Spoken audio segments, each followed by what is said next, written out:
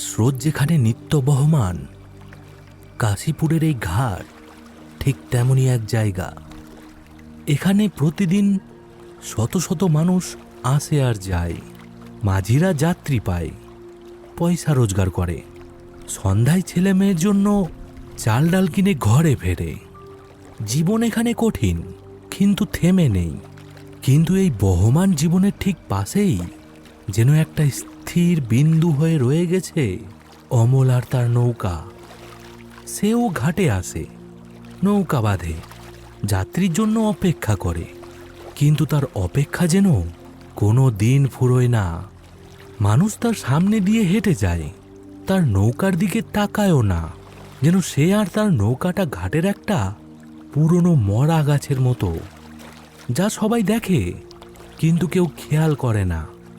অমল তার নৌকায় হাত বোলাতে থাকে। তার চোখে জল ছলছল করছে, নাকি বৃষ্টির জল বোঝা কঠিন।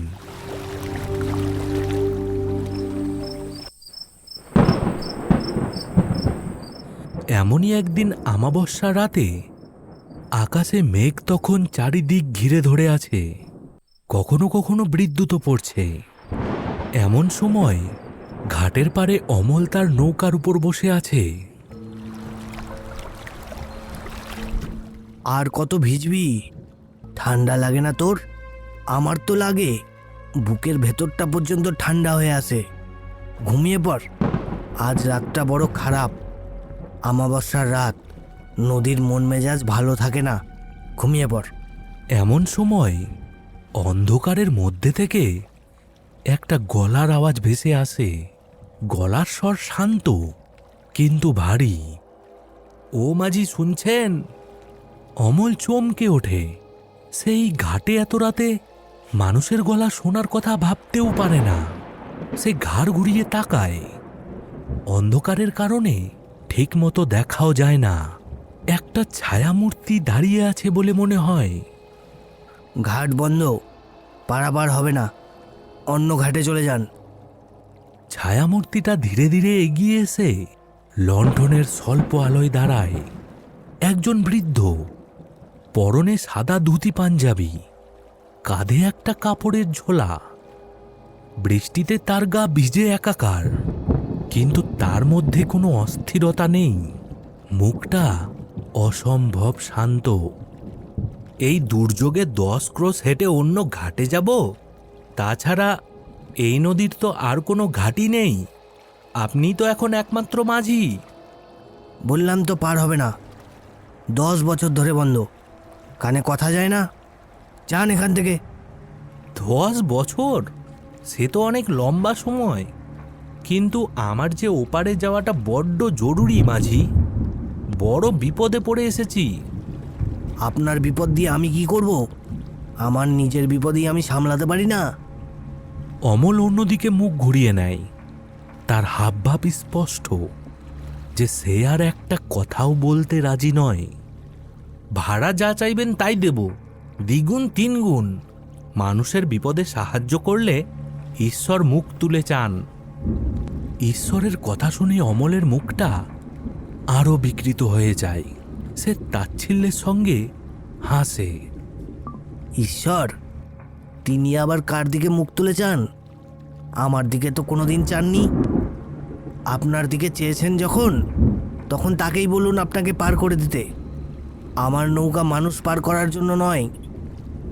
হ্যাঁ, নৌকা তবে কিসের জন্য? ঘাটে বেঁধে রাখার জন্য?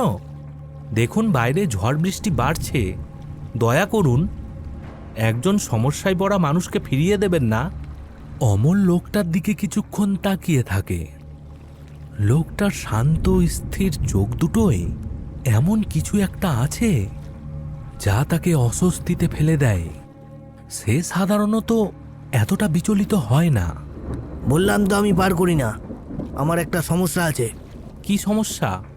অমল এবার চিৎকার করে বলে। সেটা আপনাকে বলতে হবে নাকি?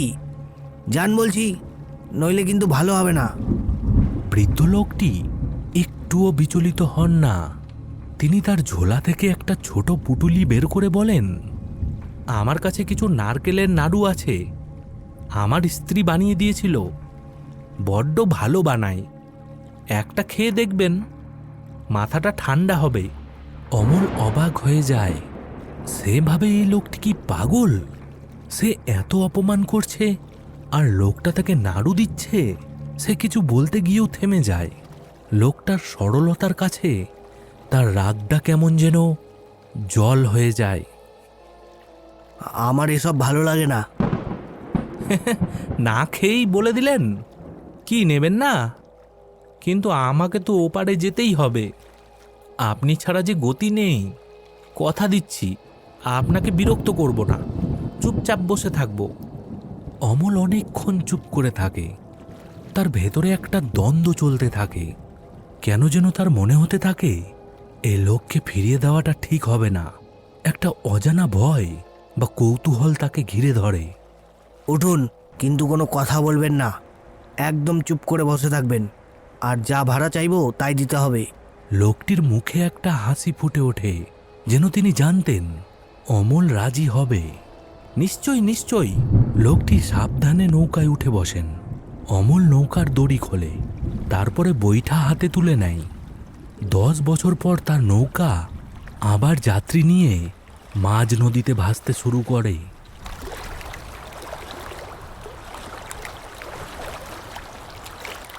টিপ টিপ বৃষ্টি তখনও ঝরছে। কিছুক্ষণ পর তারা মাঝ নদীতে এসে পৌঁছায়। নৌকা ধীরে ধীরে এগোচ্ছে। চারিদিকে ঘুটঘুটে অন্ধকার। নদীর জল কালো কাচের মতো স্থির। বৈঠা ফেলার ছপ ছপ শব্দ ছাড়া আর কোনো আওয়াজ নেই। অমল এক মনে বৈঠা বেয়ে চলেছে। তার মুখ পাথরের মতো কঠিন। 10টা বছর কম সময় নয়। এই 10 বছরে অমল একবারও তার নৌকার মুখ ওপারে নেয়নি। কিন্তু আজ সে এগিয়ে চলেছে। তার বুকের ভেতরটা কেমন যেন ফাঁকা ফাঁকা লাগছে। একটা অজানা ভয় তার শির দ্বারা বেয়ে নামছে।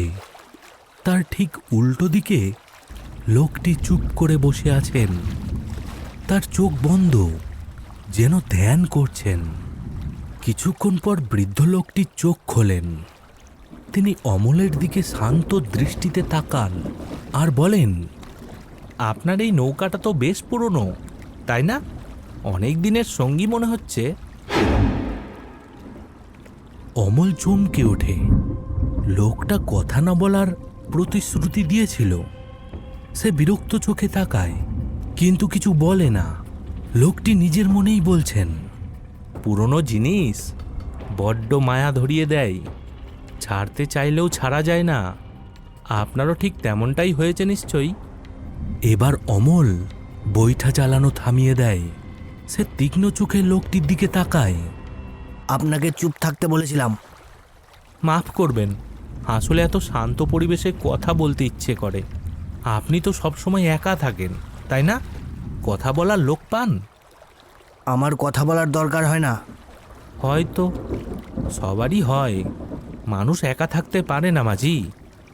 এই কথাটা অমলের বুকে তীরের মতো বিঁধে। সে আবার তার বৈঠা বাওয়া শুরু করে, কিন্তু এবার তার গতি কিছুটা এলোমেলো। নদীর এই জায়গাটা বড্ড গভীর, তাই না? শোনা যায় এখানে অনেক ঘূর্ণি আছে।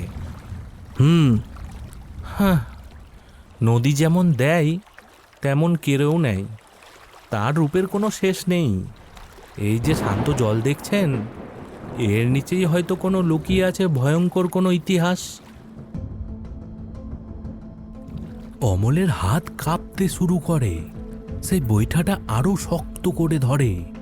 সে ভাবে এই লোকটি কি ইচ্ছে করে তার পুরনো ক্ষতে ঘা দিচ্ছে। আপনি কি আমার ব্যাপারে কিছু জানেন? আপনাকে কিভাবে জানবো? আমি তো আপনাকে চিনিই না, আজই তো প্রথম দেখলাম। তাহলে এমন কথা বলছেন কেন? কি কথা? আমি তো নদীকে নিয়ে কথা বলছি। নদী আমার বড় পছন্দের। তার মধ্যে কেমন একটা রহস্য থাকে, ঠিক যেন জীবনের মতো। উপরে একরকম, ভেতরে আরেক রকম।